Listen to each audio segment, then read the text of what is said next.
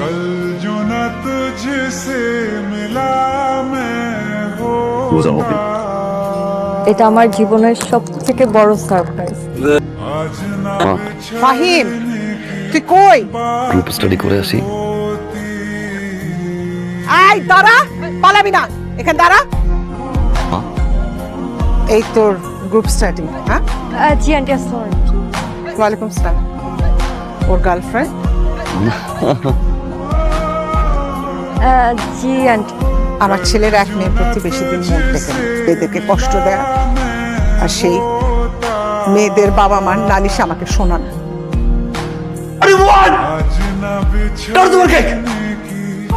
জাহান্নামে আছি আমি, ডোন্ট কল মি ফাহিম।